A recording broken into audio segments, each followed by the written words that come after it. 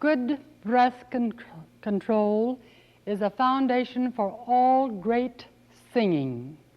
The first exercise I use with all my students is what I call the exercise. It sometimes takes months to get that, yes, sometimes even longer, before that right coordination is there. I want to read to you a quote from Dr. William Bernard's book on singing, apropos to just exactly what I have said. The position of the ribs provide leverage, remember this word leverage, leverage for the action of the abdominal muscles. If the rib cage collapses, the abdominal muscles cannot pull as effectively. It requires a conscious effort at first. Now, I want to show you a chart here just for a moment that will perhaps help you understand what we're talking about, this whole abdominal area. There is a rectus muscle that is connected to the sternum bone and goes right down to the pubic bone. All the muscles of the abdominal area go in toward this muscle. They're not connected directly to it, only by ligaments at the end of those muscles go round and round and round, but they're all as a unit. And I like to think of that being one complete unit. And I want to quote again from an anatomy book, which I think is very important for you to understand what we're talking about, this whole area. The precise control of expiration, as in singing, demands a particular degree of the coordination between the abdominal muscles and the diaphragm. This is what we've been talking about here, is this complete coordination of the whole abdominal area. The pressure of that against the diaphragm is the thing that's very, very important. I want to call in one of my students now, Mary Lynn, please. And you will see that she's dressed in a leotard. I asked her to come today this way because I want you to observe the whole abdominal area, the legs, the chest. And I ask many of my students to come dressed in leotards, and for them never to come dressed with a loose blouse on, or loose pants, or loose skirts, what have you, so I cannot see what is happening because this is all very much involved. Then one of the exercises after I have done, I have them do is the SSS breath. All right, now Mary, she's going to exhale through the teeth very slowly, and watch what's happening at the lower abdominal area and the chest, all right? You see, the chest is remaining high. It is not collapsing. The abdomen is going in. And watch at the end of that breath at the snap at the bottom of the abdomen, at the lower part. There, it pops right out. All right, okay. This is always done through the teeth very easily. Never or the lips never become tight because that tightens the throat here. All right, another exercise I give is a circle arm breath. Now, one arm goes behind Mary in order to get this chest area wide here. The tailbone is under. This is very important because if the tailbone is not under, the lower part of that abdomen is going to feel entirely differently. You will not be able to get the leverage that we were just speaking of between the diaphragmatic area and the lower abdominal area. All right, now, a circle arm breath. She is inhaling through the teeth very slowly as she comes up. It takes a complete trunk of the body is working right now. All right, she pauses for a split second up there. She gets that feeling of leverage, all right? Now come down, exhaling through the teeth again.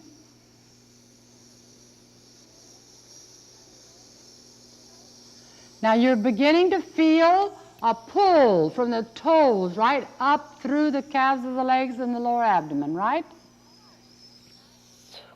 All right, that's what we do, and she's puffing just like she's running around the block. If we do two arms, we do the other arm always.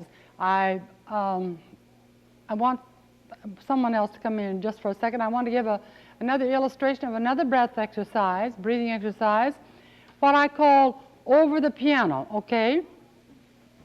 Now I want you to watch particularly right through this area. This is a quick shh and a quick intake of breath which just pops the back ribs wide open. All right, now do it.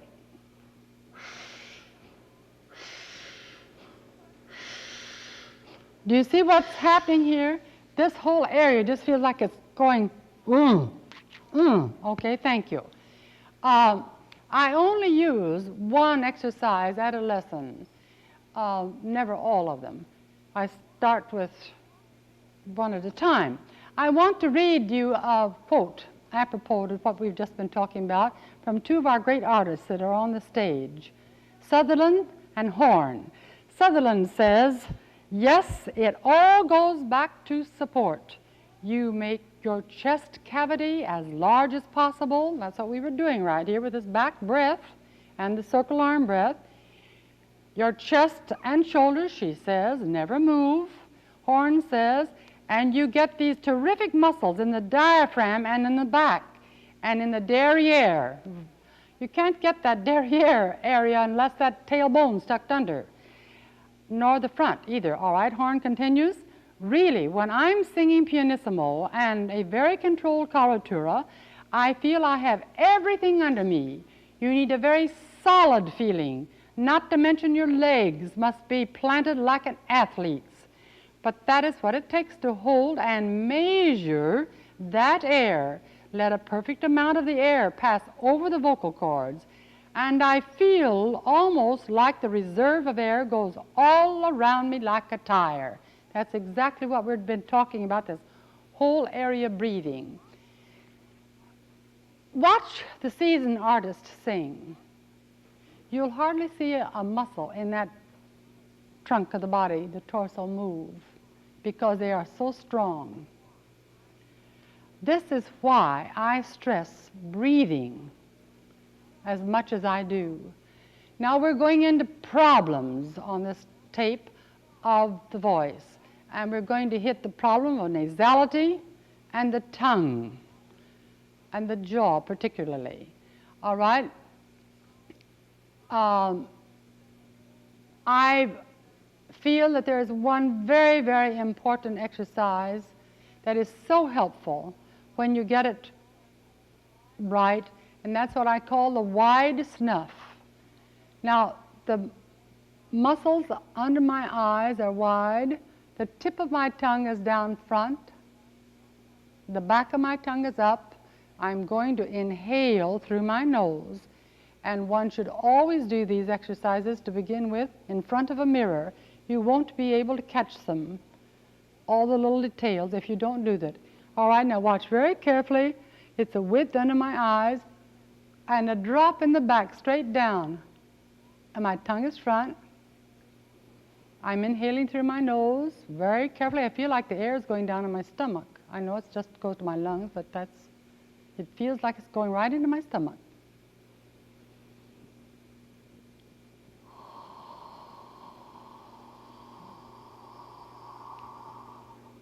As I exhale, I feel like my whole roof of my mouth goes up.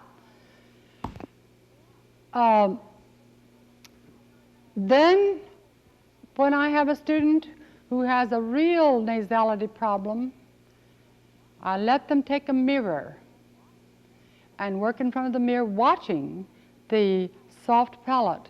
Some of those soft palates are so sluggish, they're right down on the tongue, and I have them speak, ah, ah, ah, and swinging the jaw, ah, ah, ah, not ah, ah. That's a glottal. That's slamming the vocal cords together. That is not what I mean.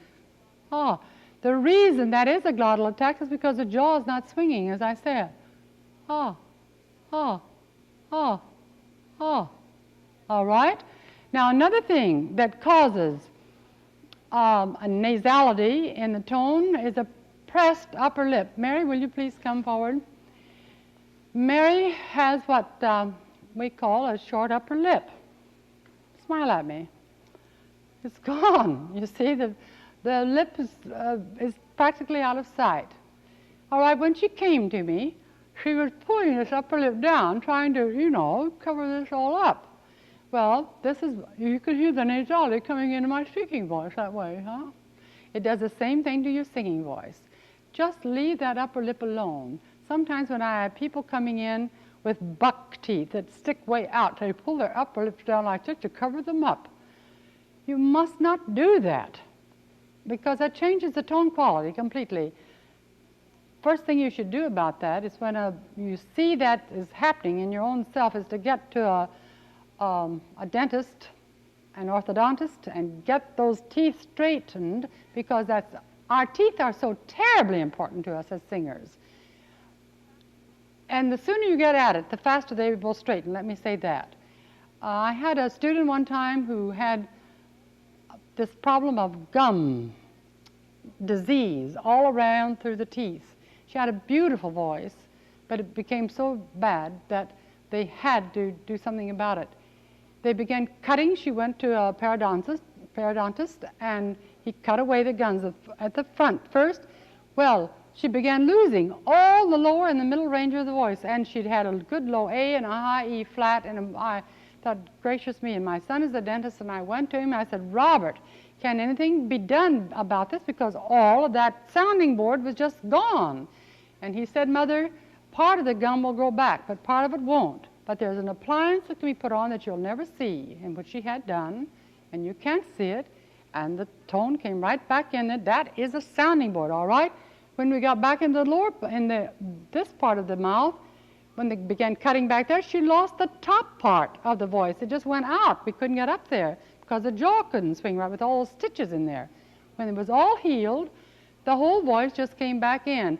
Take good care of those teeth. If one of them's out over here, your cheek will go in, and it's going to change that air column that we want to keep straight in there, keep right. All right, now, another student that came to me had a terrific nasality in the voice, and she was very concerned why that nasality was not getting out faster. So unbeknownst to me, she went to a laryngologist, he thinking that perhaps the septum, this bone right down your nose, which is a very important part to a singer, is that bone. And sometimes it gets deviated or twisted or a bump on it, and you have to go to a surgeon sometimes just to have it taken care of. The surgeon, when she went to him, said the septum is perfectly straight, but you have a very badly scarred soft palate from a tonsillectomy. Well, let me say this about tonsillectomies. If you don't have to have a tonsillectomy, for goodness sakes, leave them alone. If they're so diseased that they're making you ill, get to the finest surgeon you know of.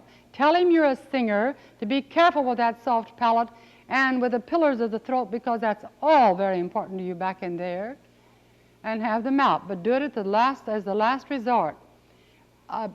You see, when that nasality when I found out that this soft palate was scarred, then I had her take this mirror and do the ah, ah, ah, and I also had her do the knee with the tongue rolled over at the back, feeling the yawn up in the back. All right, Danny, will you give this pitch just out very lightly, knee now. All right, another one.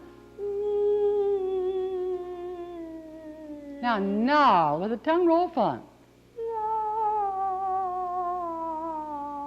Another one. I'm feeling the yawn behind it. One more. Now you see, Mary's problem when she came to me, you see how straight across that tongue is now, was that one side of the tongue was down and the other side was bunched up. I'd never had that walk into my studio before. So I thought, now what is that? There's something that's not taking hold there. Right. And I began working on the opposite side of that cheek, pulling up, up, up. And I found it was very lazy. It would hardly move up when we started out. And when she would say, fla, fla, knee, this jaw would go sideways. Fla, fla, knee. And you see that throws this whole thing out of position that we were talking about just a moment ago. All right? This, number one, when a student comes into my studio and I've sort of diagnosed the voice right with the first lesson, and I don't tell them all the things that are wrong, because if I did, I'm sure they would just pick up their little briefcases and run. I start in with the very first exercises that you will have seen on the first tapes of how I start, and then a great deal of those problems just vanish as we go along. If they haven't vanished, then I start in with very definite exercises that we've just now been talking about.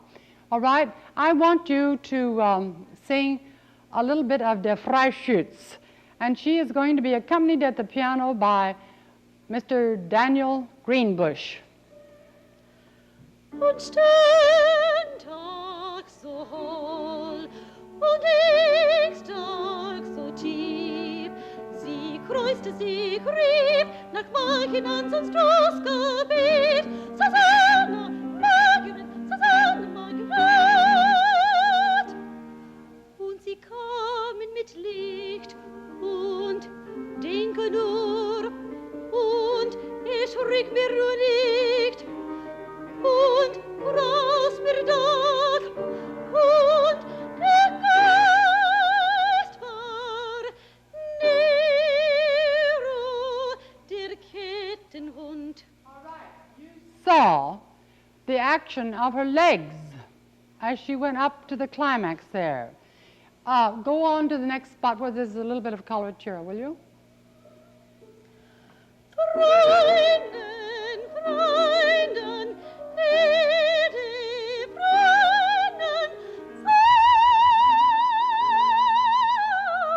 sage nicht, ohne Freunden sage nicht, ohne Freunden sage nicht, ohne Freunden sage nicht, sage nicht, sage nicht. Okay, Mary, I want you to do that and pull your upper lip down and let's see just exactly what happens. Listen and watch, all right? Alle Freunden, sage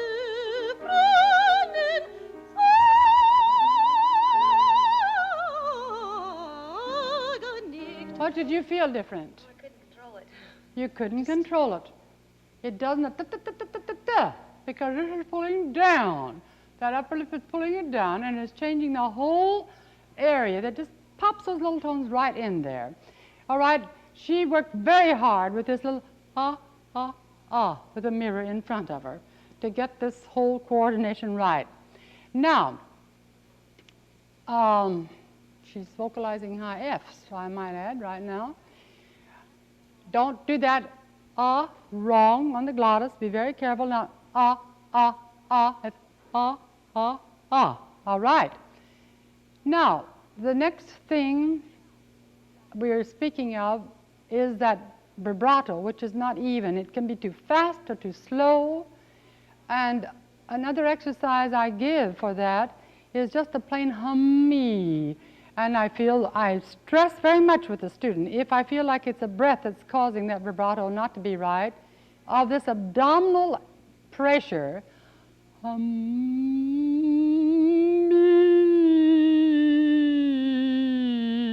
That's a very steady pull. And I also stress that wide snuff under their eyes, because that vibrato will be there until you get that soft palate where it's strong and up. So then I work on this caw. The K takes care of the soft palate. Ka.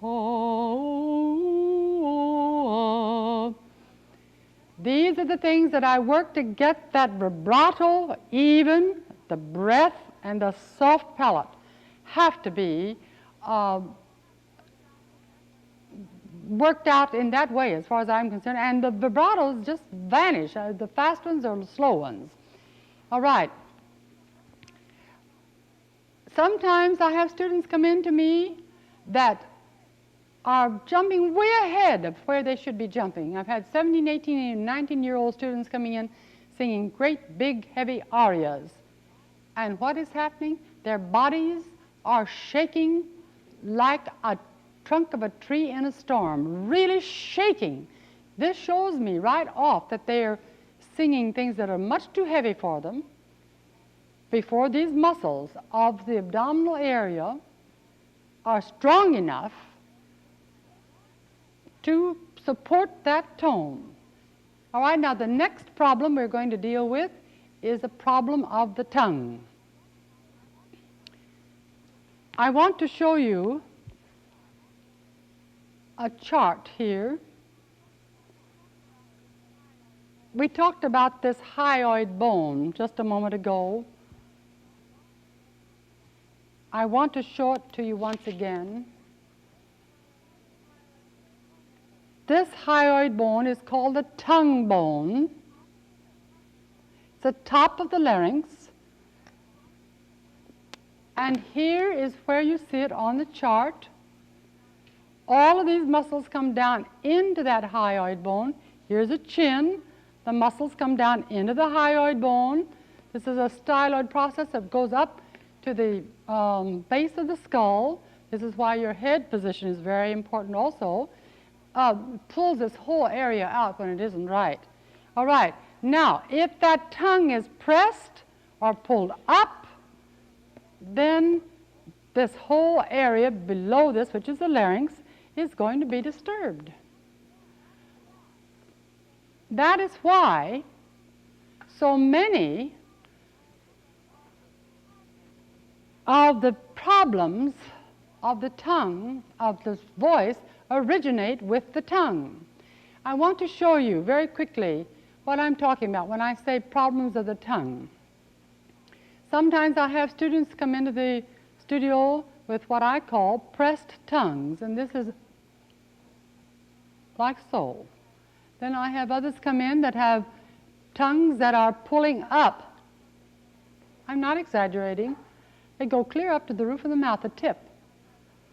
Then other times I have students who come in with what I call a bunched tongue. I can't bunch my tongue, but it's all humped up in the back like that. So if I have something that is like this, I go right to work on it pretty quickly after they start with me. Some people say, what causes a tone to go too far back? It's quite often the tongue, because it's pressing back and pulling that back. The exercises that I go into very quickly is what I call the na, na, na, na. Now the first 4 times I said that na, my jaw was still. And the 5th time I said it, my jaw came up and the tongue and the jaw went down together. Na, na, na, na, na. Then I had them sing na, na, na, na, na. Never hard, never more than 2 or 3 times and stop. And sometimes you won't be able to get a tongue to move without the jaw getting into it. They have to work at it very gradually. Then if the tongue is very pressed in the back, I get into the exercise of ga, which reaches a little bit back farther on the back of the tongue, the muscle there. Ga, ga, ga, ga, ga. Ga, ga, ga, ga, ga. And as they say ga, if they push down on it, say, think of the tongue wide as you come down in it. This takes a great deal of patience. They must work in front of a mirror. They'll never catch it otherwise. Then another exercise I worked with the tongue is a thi, tha. Now that is a soft TH, not the. It's thi, tha, thi, tha. And I feel like I'm yawning up in the back or smiling up in the back. Thi, tha, tha, thi, tha, thi, tha. That's very loose. And then it won't be that way when you first get started with a real tongue problem. It just will not. So don't be expected unless it just won't happen. You've got to work at it with a mirror because they can't catch it without. Don't ever do it more than 4 or 5 times at once, and never do it to such an extreme that you feel a pull back into this part of the throat. Do it gently.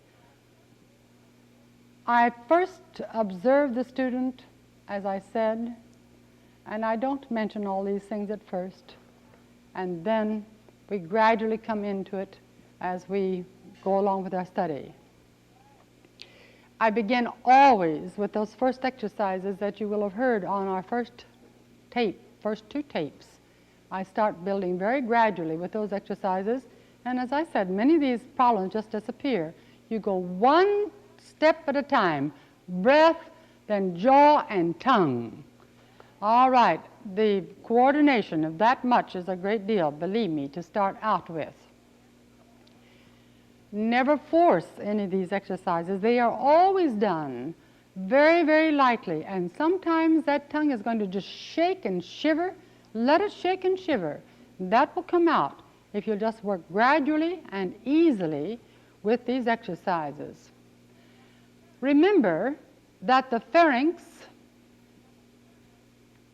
the back of the throat, and the tongue are all very closely connected. The back of the tongue muscles go right into the pharynx and then on up into the soft palate. And if that is not working correctly, well, the tone does not come out like you want it to. That's why I go very definitely into the areas of the muscles. All right. Now I want to show you one thing here which I think is quite interesting. And I want to use a quote from Dr. Miller's book.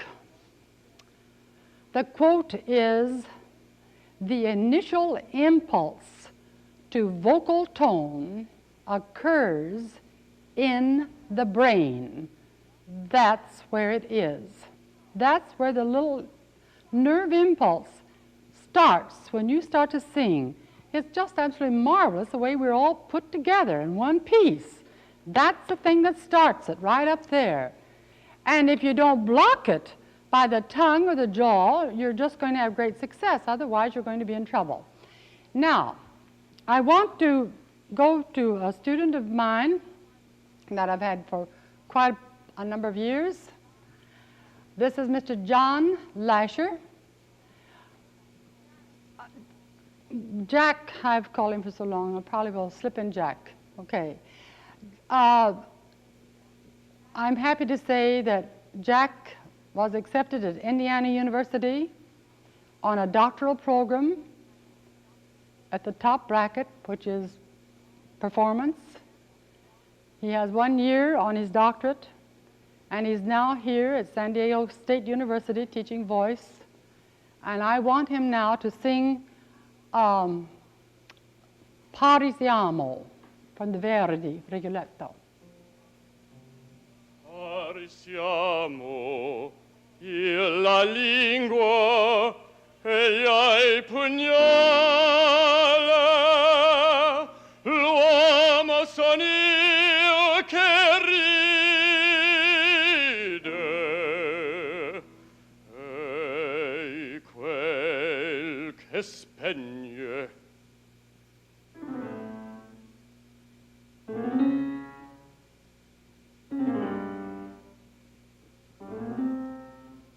Quel vecchio maledivami,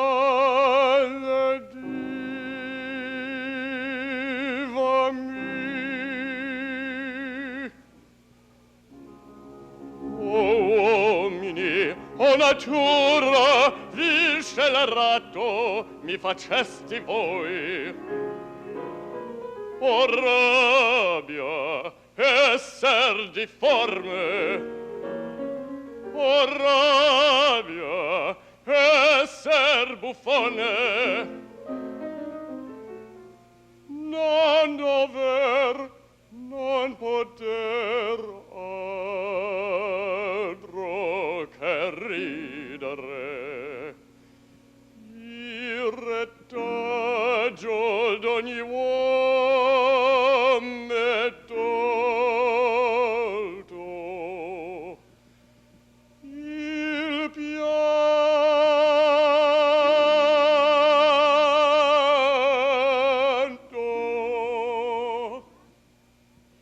Jack, I want you to do that the way you used to do it with that tongue.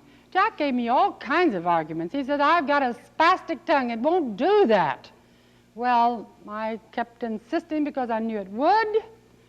And, you know, the interesting thing about this business of muscles in our body, if one muscle is not doing its duty, another muscle pops right in and takes over. I had a very vivid example of this with my 8-year-old son, who came home from boys' camp with polio in his left leg, paralyzed. The hospitals in New York City were full. The nurse had to come in every day and treat him. I watched her as she did this. She put her arm under his left leg. She would say, now think, the brain is going to pull this muscle up, and she would trace the muscle on his leg, which was to pull that muscle up, leg up. But I'm going to do it. Don't you do anything. Then she would say, now I'm going to let the leg down. Now think that muscle, and she'd trace the other muscle on the other side of the leg, which let the leg down. She waited, I've forgotten how long. Finally she said, all right, I'm going to let you start it. She said, all right, now think before we start. The brain is going to let that muscle pull that leg up.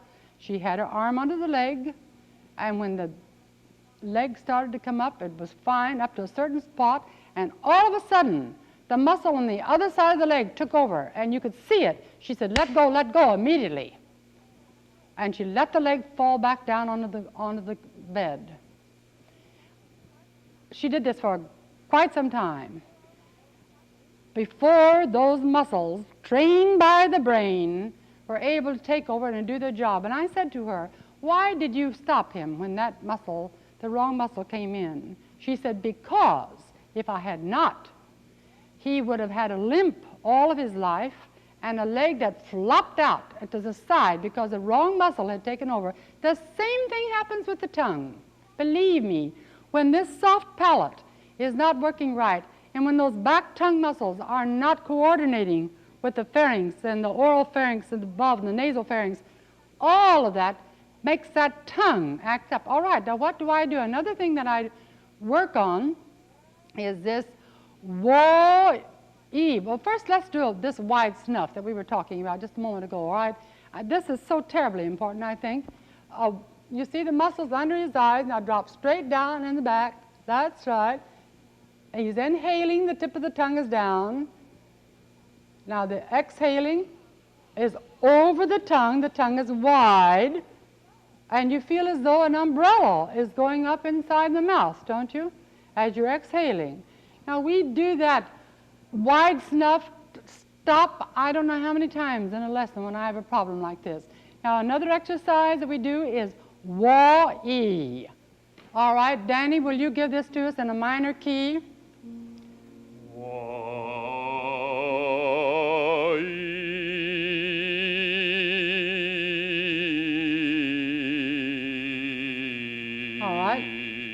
Now be very sure that the lower abdominal muscles are all connected here. Slightly, not too heavily.